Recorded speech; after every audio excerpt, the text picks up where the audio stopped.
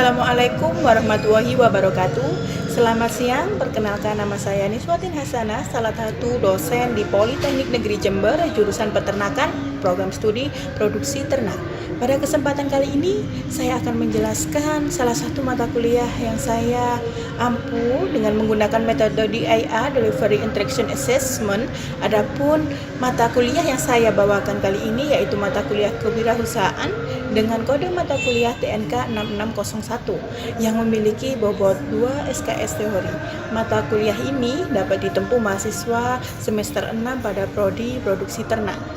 Mata kuliah kewirausahaan mempelajari cara menjadi wirausahawan yang memiliki ide dan gagasan usaha dengan memahami situasi dan kondisi yang terjadi di sekitar, dapat mencetak wirausahawan yang sukses dan dapat menciptakan lapangan kerja bagi orang lain.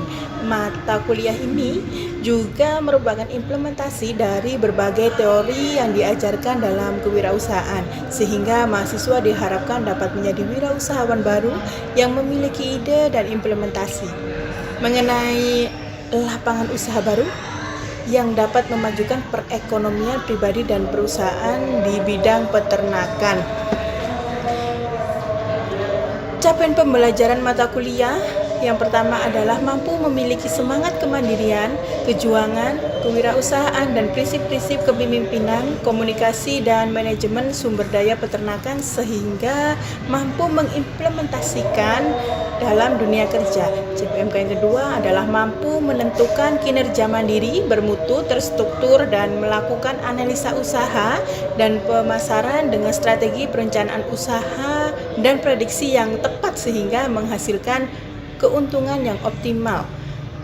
Yang ketiga adalah mampu memelihara dan mengembangkan jaringan kerja sama dan hasil bekerja sama di dalam maupun di luar lembaganya dan bertanggung jawab atas capaian hasil kerja kelompok dan melakukan supervisi serta evaluasi terhadap penyelesaian pekerjaan yang digunakan kepada pekerja yang berada di bawah tanggung jawabnya.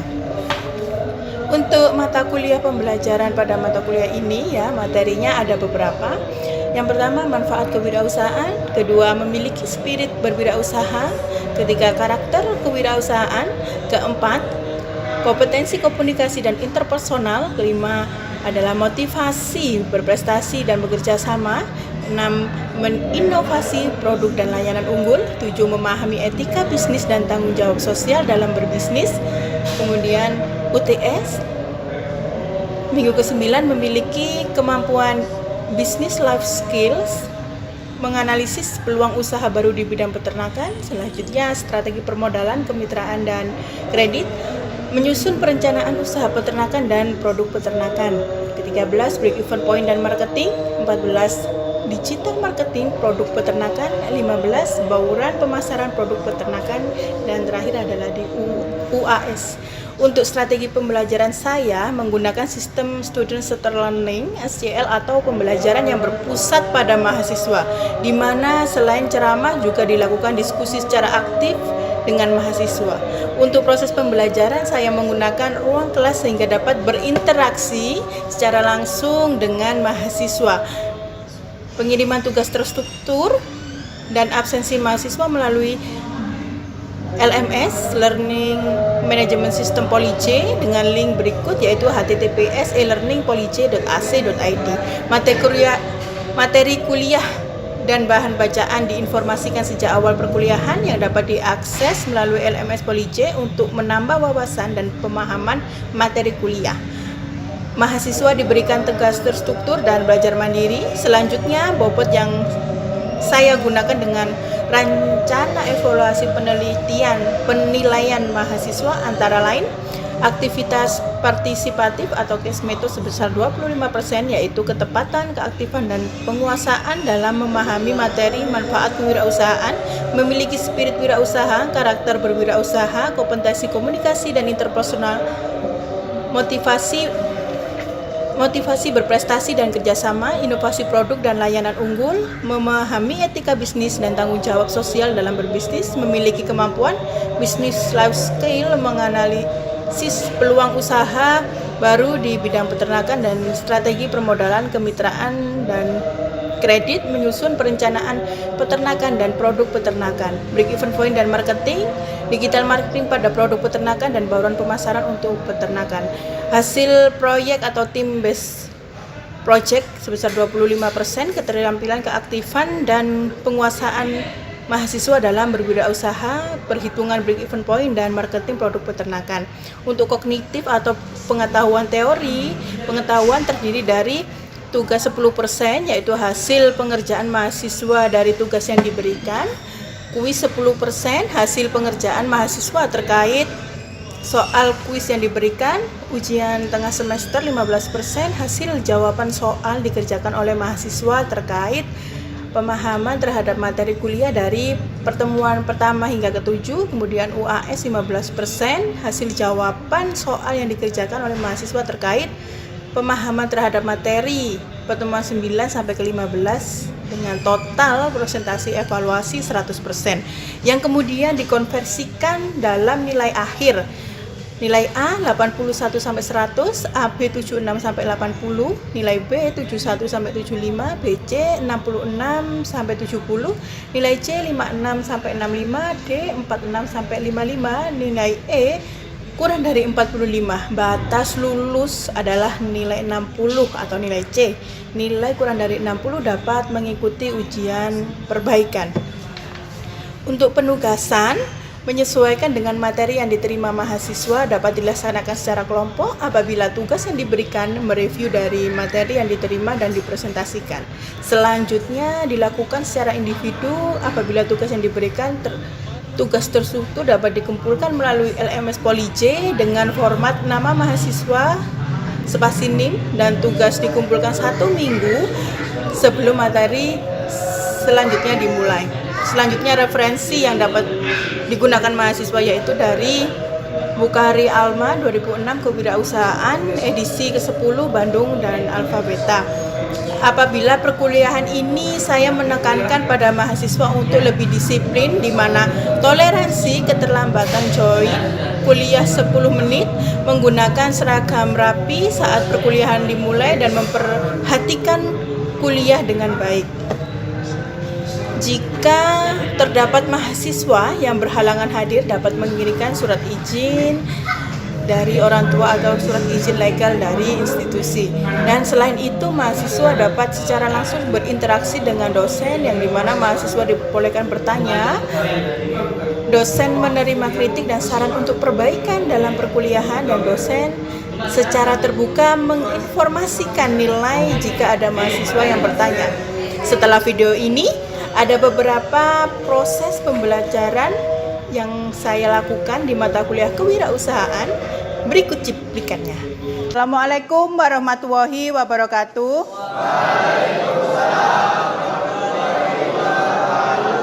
Baik, kita perkuliahan mata kuliah kewirausahaan di semester 6, pertemuan ke-12. Baik, saya akan menjelaskan tentang BEP atau Break Even Point dan marketing atau pemasaran.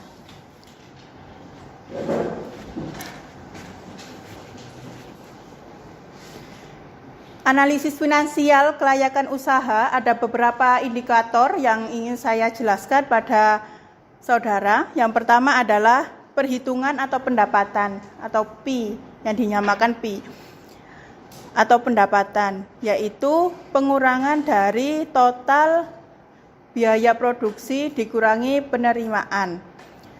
Kemudian ada keuntungan atau laba atau rugi.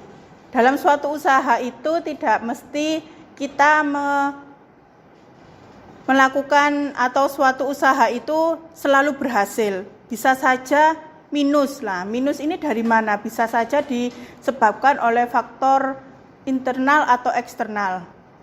Bisa saja dalam suatu pemeliharaan suatu sapi potong bisa saja minus karena terjadi penyakit atau wabah PMK biasanya, atau bisa disebabkan juga kelangkaan pakan yang ada di suatu daerah. Kalau pakan dalam sapi potong itu harus tercukupi ya. Tercukupi dari total biaya produksi, yaitu 70% dari biaya produksi dipengaruhi oleh pakan.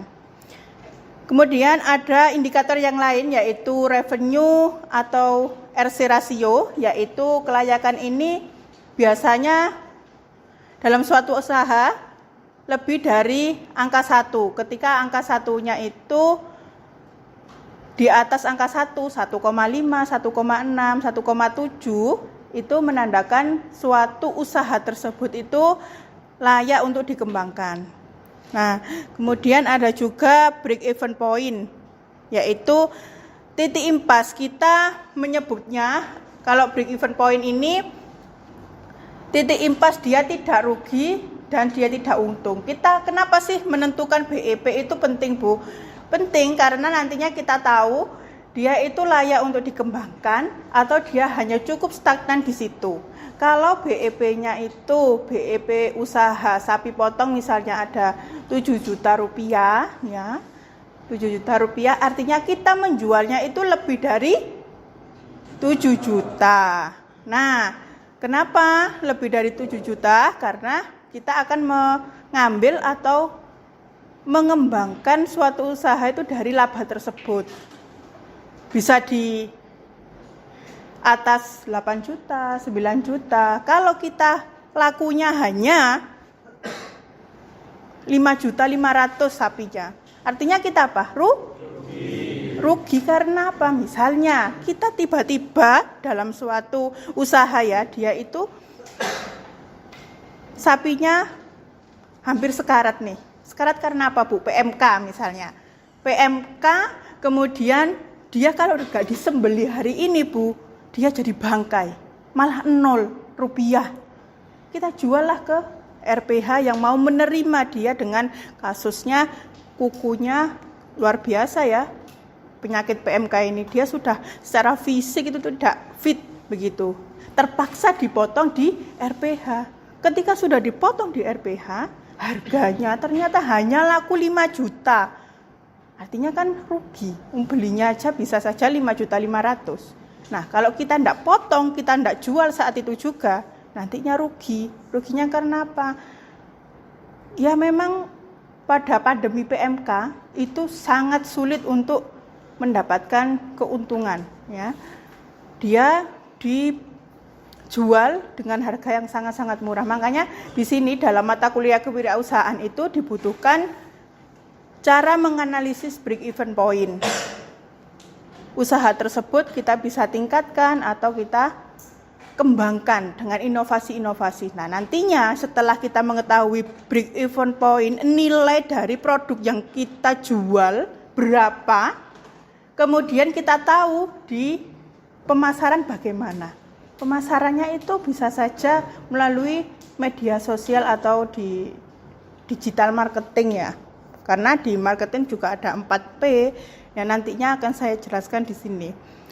Untuk perhitungan BEP, break even point, akan saya jelaskan bahwasanya contoh untuk pemeliharaan sapi potong itu ada beberapa item total pendapatan, penerimaan, kemudian juga ada nanti titik BEP-nya. Akan usaha terdapat beberapa item yaitu penerimaan, pendapatan, kemudian ada labanya berapa, kerugiannya berapa, break even point, dan RC ratio.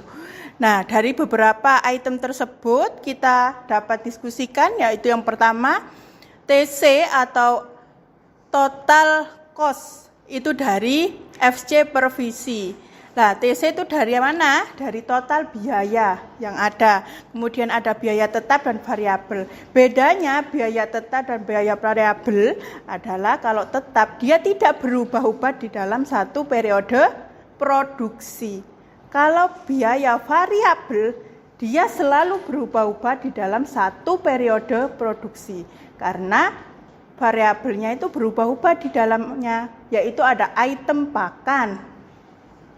Kemudian bakalan sapi potong dalam hari ini. Nah, bakalan per periode produksi itu berbeda-beda.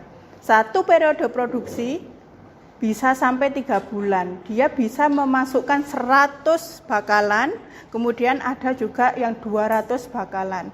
Nah, untuk periode pertama kita masukkan 100 bakalan. Jadi variabelnya untuk mencukupi satu periode produksi.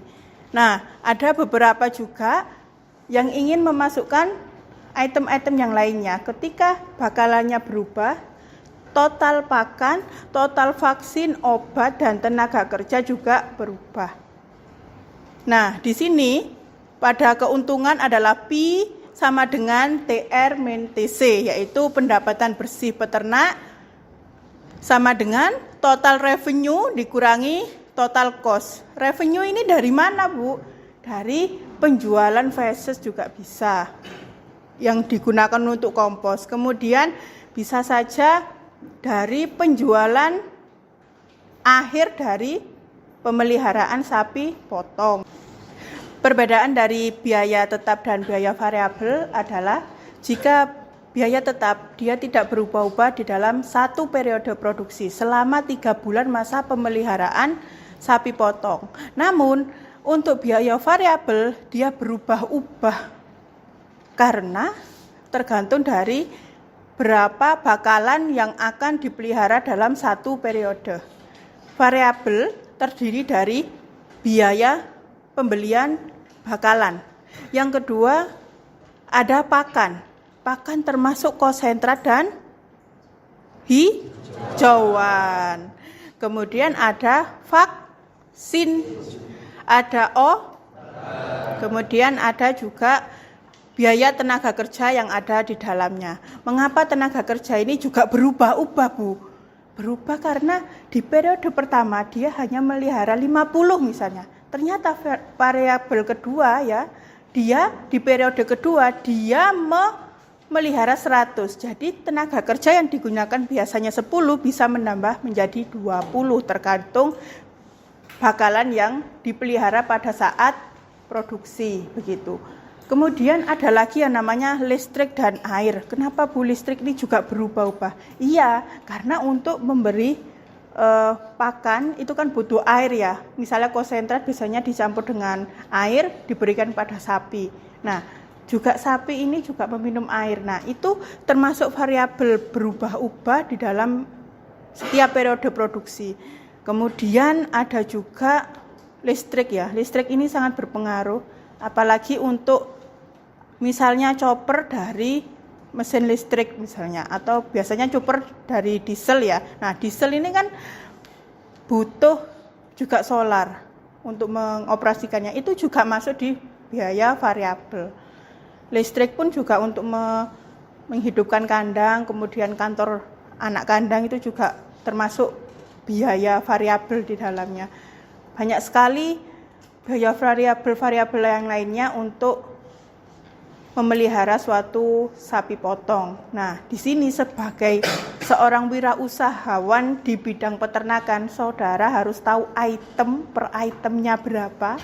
Kemudian siapa saja yang akan memelihara sapi potong saudara, kemudian siapa saja juga yang akan menjadi partner. Misalnya nanti juga butuh siapa sih nanti pemasaran yang saya gunakan? Apakah saya menggunakan belantik? Apakah saya langsung ketemu dengan customer, ataukah saya juga melalui lembaga-lembaga pemasaran yang lain, yang nantinya per lembaga pemasaran juga akan mempengaruhi berapa pendapatan kita. Misalnya, ya kita menggunakan belantik, pasti juga mereka minta jasa kan, jasa pemasaran. Nah, itu juga akan mengurangi pendapatan kita. Misalnya, kalau saya sebagai peternak dan saudara, misalnya saudara Yusli sebagai customer, langsung saya jual kepada saudara. Semakin besar atau semakin sedikit pendapatan yang saya dapat? Coba, besar. Karena apa? Karena tidak terlalu banyak lembaga-lembaga itu. Lembaga pemasaran, betul sekali. Tidak usah melalui retailer. Retailer apa? Pengecer. Kemudian langsung pada customer akhir, yaitu pada customer, begitu. Seperti perjalanan di Idul Adha ya, Idul Adha pasti banyak belantik di dalamnya. Misalnya saya peternak dan menjual langsung kepada takmir masjid misalnya, pasti harganya lebih murah. Karena apa? Langsung begitu. Misalnya takmir masjidnya beli ke belantik yang tadi, pasti harganya pasti lebih mahal. Selisih 1 atau 2 juta. Makanya pada pertemuan ini di mata kuliah kewirausahaan khususnya di materi 12 BEP dan marketing ini sangat penting untuk nantinya saudara mengembangkan suatu kewirausahaan. Revenue cost ratio yaitu nilai pendapatan bersih dari usaha peternakan sapi potong sebesar 10 juta ya dengan nilai RC rasio 1,32. Artinya apa? Untung atau rugi? Untung. Bagus. Karena dia di atas angka 1. Kalau di bawah angka 1 nantinya dia tidak layak untuk dikembangkan. Gitu. Karena hal ini berarti bahwa setiap peningkatan biaya sebesar 1 satuan akan menghasilkan penerimaan sebesar 1,32 kali. Artinya dia itu layak untuk dikembangkan. Saudara besok akan mengalami juga jika ingin mengembangkan suatu peternakan misalnya domba, ayam atau sapi, nantinya perhitungan ini akan saudara gunakan sebagai penentuan ya, ini layak dilanjutkan atau tidak begitu. Kemudian ada juga pemasaran atau marketing ya.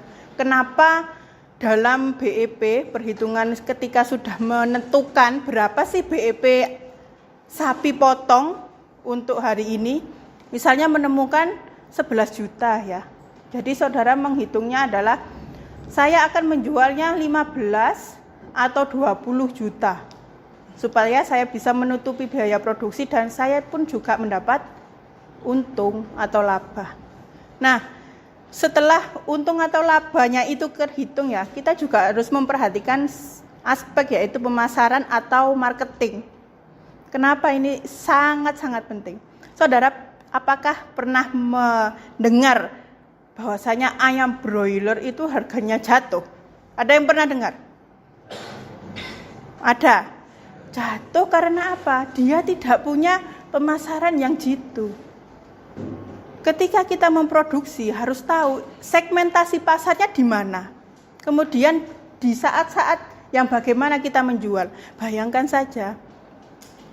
Ya, untuk awal-awal puasa atau mendekati hari raya Idul Fitri seperti ini. Harga daging naik apa naik? Jelas. Itu adalah strategi pemasaran yang harus kita perhatikan ya. Kita memelihara yang kemarin ini ya, sebelum puasa memelihara nih DOC-in misalnya. Kita jual mau lebaran pasti akan naik. Atau juga bisa saja ya menjual mendekati hari-hari besar keagamaan lainnya, misalnya untuk mendekati Nyepi begitu, atau mendekati perayaan Isa Al-Masih, gitu pasti ayam dan harga-harga ini pasti naik begitu, atau long weekend gitu pasti naik. Makanya pemasaran ini sangat dibutuhkan. Kita ada 4 bauran pemasaran atau strategi pemasaran, yaitu yang pertama adalah people, product, promotion, kemudian place. Kenapa orang atau people ini, SDM ini sangat penting? Nah, nantinya kita akan bahas satu persatu. Ada people, promotion, price, penentuan harga. Nah, ini penentuan harga masuknya dalam tadi, ke BEP tadi. Kalau kita sudah menentukan BEP, kita jual seberapa pun bisa. Nah, kemudian ada namanya place.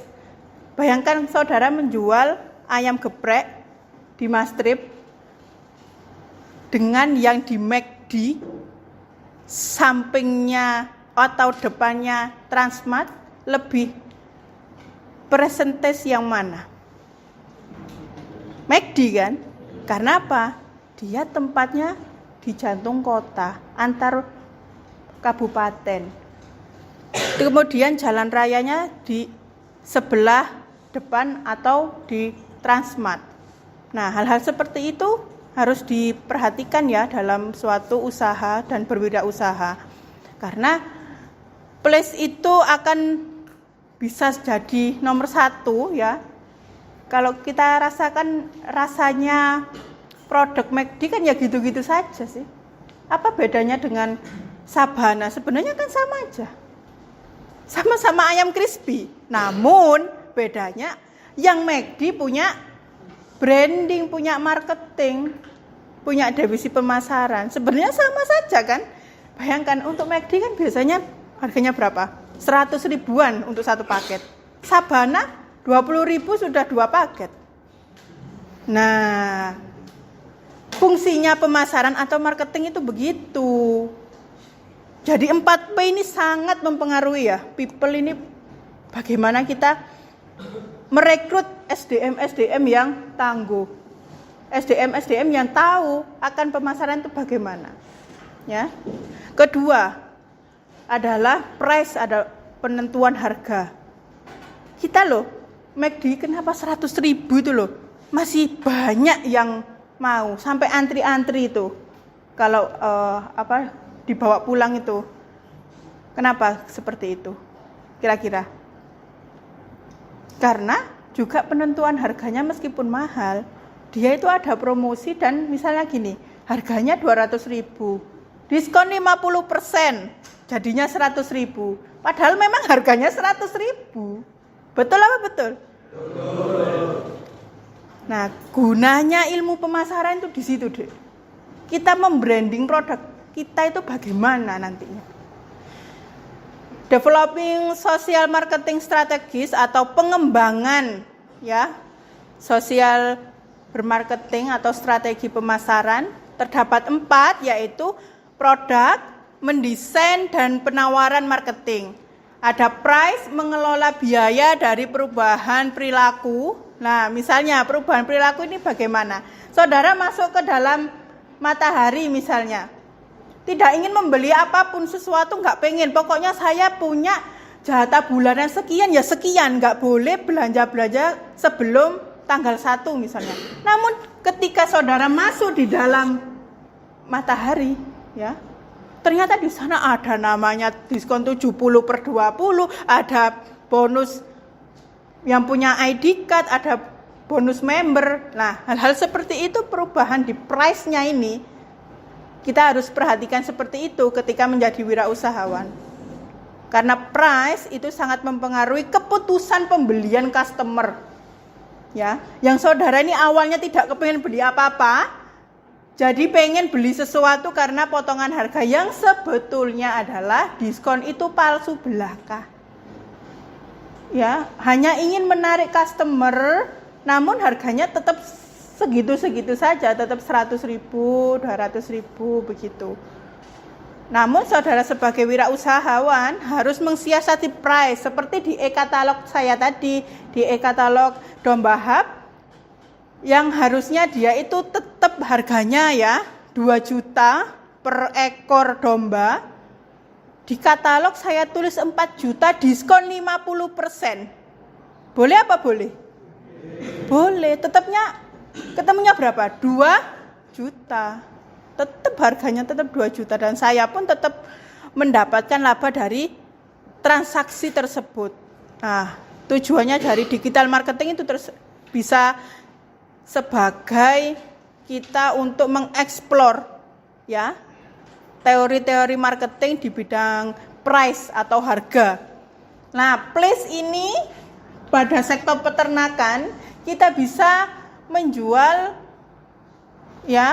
menjualnya untuk dari peternakan, yaitu ayam broiler, kita bisa jual atau kita bisa create seperti di McD, dan penempatan McD di semua kota ya, misalnya di kota Kediri misalnya, Surabaya, apakah ada McD yang di dalam gang itu? Apakah ada?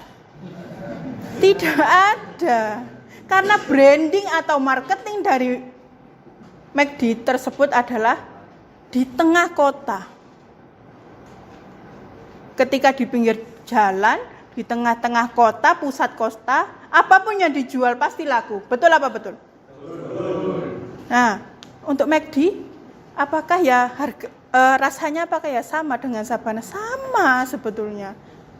Namun mereka untuk yang ada di jalan, terbiasa di jalan dan ingin menemukan tempat-tempat yang strategis untuk bertemu atau meeting, pasti pilihannya adalah di McD atau KFC. Nah, itu adalah strategi pemasaran ya. Saudara harus paham ini karena ketika saudara mengembangkan wirausaha akan menemukan rumus-rumus strategi pemasaran yang akan dilakukan di suatu usaha. Kemudian promotion ini media. Promotion ini bisa melalui influencer, saudara menjelaskan produk saudara dari Instagram boleh, media TikTok boleh. Nah, hal-hal kayak gini nih untuk peningkatan penjualan, kita mengenalkan produk kita itu dari sini, dari promotion atau dari media. Oke, dari sini ada pertanyaan. Baik, dari penjelasan saya ada yang ditanyakan? Oke, dipersilahkan. Sebelumnya perkenalkan, nama saya Dewi Skandinasi. Di sini saya akan menanyakan mengenai yang pertama itu apa sih yang menjadi manfaat untuk menghitung BIP dalam soal kedua, yaitu tujuan dari promosi suatu produk itu apa? Baik, saya akan menjawab pertanyaan dari mahasiswa. Bagus sekali pertanyaannya, yaitu kegunaan untuk BEP ya. Manfaat BEP, kita mengetahui di titik impas atau titik mana kita menjual barang. Misalnya untuk domba 7 juta, kita akan menjual 9 sampai 10 juta. Jangan sampai kita menjualnya di bawahnya atau 5 juta, pasti akan rugi. Kegunaan BEP kita juga bisa mengeksplorasi nantinya. Misalnya domba tersebut kita masukkan ke e-katalog ya, e-katalog seperti yang ada di sini. Kemudian kita menjualnya dari 7 juta tersebut pasti di atasnya bisa kita modifikasi dengan penentuan diskon. Misalnya harga domba 20 juta diskon 70% jadinya berapa. Sebetulnya harganya segitu, namun kita tahu bahwasanya keuntungan itu seberapa, namun kita eksplorasi di dalam media-media tersebut. Kemudian pertanyaan kedua yaitu fungsi dari pemasaran atau marketing mix ya. Ada 4 yaitu people, price, place, kemudian promotion. Nah, fungsinya apa? Untuk peningkatan penjualan dari pengenalan produk kita, produk dan jasa kita. Misalnya contoh sederhananya adalah saya membuat ini e-katalog atau penjualan jual domba murah Jember misalnya melalui website www.dombahub.com. Di sana customer bisa melihat domba yang bagus, domba yang ingin dibeli, bobot berapa, harga berapa, diskon berapa, sampai untuk pemasaran dan untuk pengataran langsung kepada konsumen akhir atau end user itu bisa didapatkan informasinya dari digital marketing. Jadi fungsinya strategi pemasaran seperti people, price, promotion, kemudian place atau tempat itu sangat diperlukan untuk pengembangan suatu usaha begitu. Baik, bisa diterima? Oke.